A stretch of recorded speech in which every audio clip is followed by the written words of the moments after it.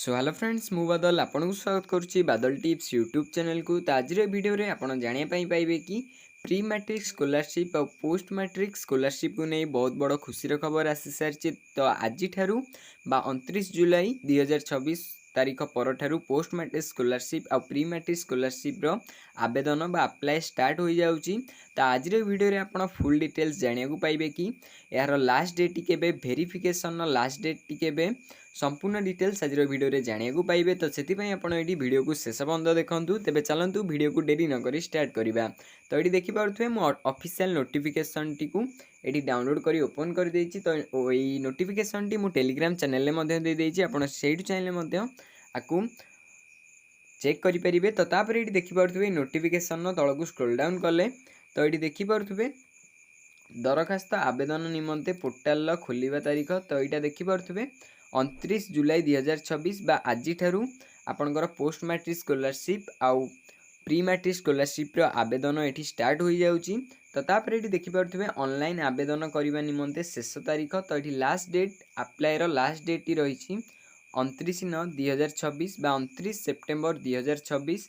तो तापर ये देखिपे अनुष्ठान द्वारा आवेदन जांच रो शेष तारीख। तो आपणकर कॉलेज द्वारा आपणकर वेरिफिकेशन लास्ट डेट रही 9 अक्टोबर 2026। तो तापर ये देखिपे जिला एवं ब्लॉक बा सहरांचल स्थानीय संस्था कर्तृपक्ष द्वारा अनुमोदन शेष तारीख। तो ये देखिपे तार वेरिफिकेशन जो टाइम लिमिट रही डेडलाइन रही 9 नवेम्बर 2026। तो जदि आपण ये पोस्ट मैट्रिक स्कॉलरशिप टी को अप्लाई करने को इलिजिबल तो आपण ये 29 सेप्टेम्बर 2026 पूर्वर आपण ये निजर पोस्ट मैट्रिक स्कॉलरशिप टी को आवेदन कर दिंतु। तो तापर ये देखिपे तले आपन को ये गोटे नोटिफिकेशन टे शो हो जाउची कि उपरोक्त वर्गर छात्र छात्री मानक अनुरोध करा जायछि जे छात्रवृत्ति आवेदन गुड़िकर ठीक समय प्रक्रियाकरण एवं योग्य हिताधिकारी मानक छात्रवृत्ति सुविधार समयोपयोगी वितरण सुनिश्चित करने उपरोक्त समयसूची को कड़ाकड़ी भाव पालन करेंगे। निर्धारित समयसूची वृद्धि पाई अनुरोध साधारणतः ग्रहण करा जीवो नाही। तो आपण यही डेडलाइन को मन रखु ये स्क्रीनशॉट नहीं जातु।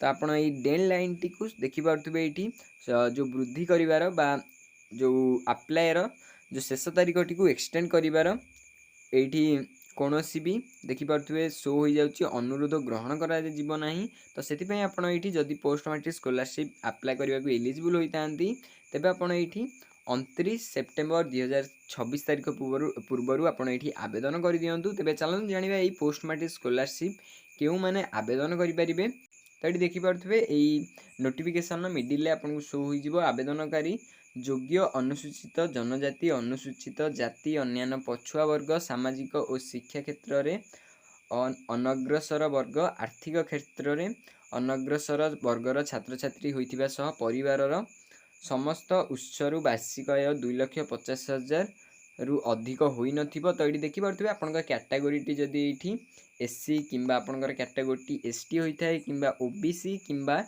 एससीबीसी किंबा आपनकर कैटेगोरी ये ईडब्ल्यूएस होता है तेबे आपण ये पोस्ट मैट्रिक स्कॉलरशिप आवेदन करेंगे। आपनकर फैमिली रे इनकम 2,50,000 टंका रु जेमिति कि अधिक होई नथिबो। तो तापर ये देखिपे आवेदनकारी जाति प्रमाणपत्र ओडिशार राजस्व विभागर तहसीलदार किंबा अतिरिक्त तहसीलदार किंबा ताहाठारु उच्च राजस्व अधिकारी द्वारा जारी होइतिबा आवश्यक। तो आपनकर जो कास्ट सर्टिफिकेट होइतिबो ताहा आपनकर जो रेवेन्यू ऑफिसर बा एडिशनल तहसीलदार किंबा तहसीलदार द्वारा ये आपनकर अप्रूव होइतिबा दरकार। तेबे जाए आपनकर जो कास्ट सर्टिफिकेट ता वैलिड ये गणा जीवो बा वैलिड बोली धरा जीवो। तो तापर ये देखिपे आर्थिक क्षेत्र में अनग्रसर आवेदनकारी क्षेत्र में जाति संबंधी स्वघोषणा पत्र बा जो सेल्फ डिक्लेरेशन फॉर्म ओडिशा राज्य छात्रवृत्ति पोर्टाल रे अपलोड करने आवश्यक। तो तापर ये देखिपे मैट्रिक परवर्ती छात्रवृत्ति पाई आवेदन करथिबा अन्यान्य पछुआ वर्ग सामाजिक और शिक्षा क्षेत्र में अनग्रसर वर्ग आर्थिक क्षेत्र में अनग्रसर वर्ग छात्र छात्री माने योग्यतामूलक एवं परवर्ती वर्षर परीक्षा मानकर अति कम रे 50% नंबर रखी उत्तीर्ण होइतिबा आवश्यक। तो जदि आपणकर ये कैटेगोरी एससी किंबा एसटी तेबे आपणकर जदि प्रीवियस एग्जाम रे आपणकर 50% नथिबो भी आपणकर जेते परसेंट भी मार्क थाउ जदि आपण एठी प्लस टू पढुछन वर्तमान पढुछंती तेबे आपणकर जो प्रीवियस एग्जाम आपण देथिबे जेमिति कि 10th रे आपणकर जेते भी परसेंट मार्क थाउ आपण ए पोस्ट मैट्रिक स्कॉलरशिप पई आवेदन करि परिबे। किंतु जदि आपणकर कैटेगोरी एठी ओबीसी किंबा एससीबीसी होई थाए किंबा ईडब्ल्यूएस होता है तेबे आपणकर जो प्रीवियस एग्जाम जेमिति कि आपण जदि एठी प्लस टू पढुथिबे तो आपणकर एठी जो प्रीवियस एग्जाम टी 10th बा 10th तो सेथिरे आपनको एठी 50% किंबा 50% रो अधिक मार्क आपनको एठी रखिया को पड़िबो। जदि आपण 50% रो अधिक मार्क न रखिथिबे तेबे आपण एठी एई पोस्ट मैट्रिक स्कॉलरशिप पई अप्लाई करि परिबे नाही। तो सेही बळी भाबरे आपण जदि वर्तमान प्लस 3 पढुथांती फर्स्ट ईयर एडमिशन करछंती तो आपणकर जो प्रीवियस एग्जाम जेमिति कि प्लस टू से आपको 50% मार्क आपको ये रखा पड़ो। जदि न रखी तेज आप पोस्ट मैट्रिक स्कॉलरशिप अप्लाई करेंगे ना। किंतु ये आउ गोटे पॉइंट मन रखिए कि आपंकर जब कैटेगोरी एससी कि एसटी होता है आपंकर जिते भी परसेंटेज थाउ ना कहीं आपड़ ये पोस्ट मैट्रिक स्कॉलरशिप आवेदन करेंगे। तो तेज चलते जाना आप के पोस्ट मैट्रिक स्कॉलरशिप टी आवेदन करेंगे। तो ये देखिपे आपड़ ये www.scholarship.odisha.gov.in ऑफिशियल वेबसाइट रे आपण ये स्कॉलरशिप टी को आवेदन करेंगे। तो ये नहीं मु फुल प्रोसेस वीडियो आनीदेवी आप किभली भाव में निजर मोबाइल फोन में बा लैपटॉप रे आपणकर पोस्ट मैट्रिक स्कॉलरशिप टी को आवेदन करेंगे। ये देखिपे 2026-27 आप किभली भाव में निजर पोस्ट मैट्रिक स्कॉलरशिप टी को रिन्यूअल करेंगे नुआ अप्लाई करेंगे।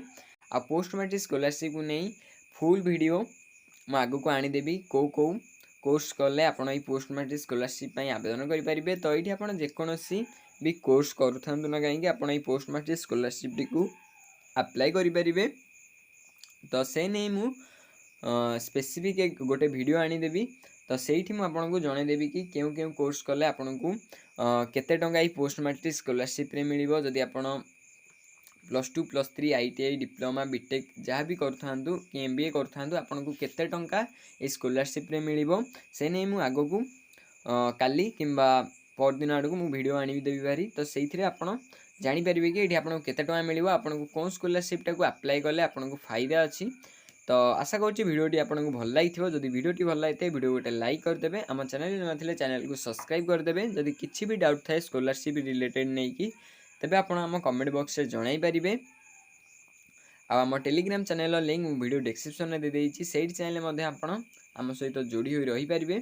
तो आशा करुँची वीडियोटी आपको भल लगी। देखा एक वीडियो रे।